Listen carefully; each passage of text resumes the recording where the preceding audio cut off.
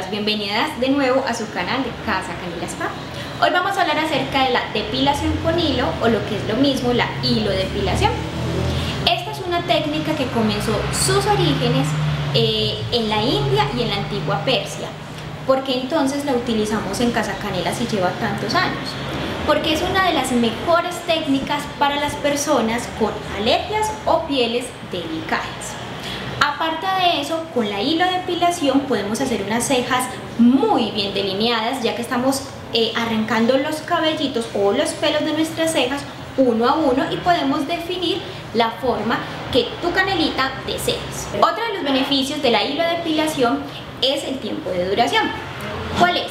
Entre 15 días hasta un mes, lo que le diferencia de otra técnica como la cera, que tiende a durar de 10 días a 20 días. Esta tiene una duración mucho más larga. Aparte de eso, vas a evitar que salgan manchitas al exponerte al sol, que eso sí lo puede causar técnicas como la cera. Obviamente aquí no vamos a querer decir que no te hagas la cera, tú decides. Sin embargo, en Casa Canela Spa nuestra prioridad es cuidar de tu piel, por eso utilizamos esta técnica milenaria. Ahora quiero mostrarles cuáles son las herramientas que utilizamos, porque más adelante quiero que vean un video que va a estar aquí también, donde se muestra el procedimiento de la hilodepilación en dos modelos diferentes.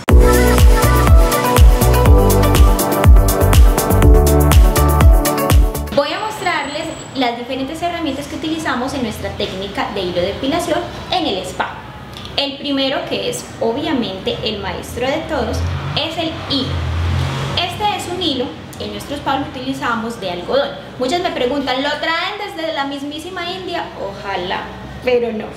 Con un hilo que sea de algodón podemos hacer tu diseño.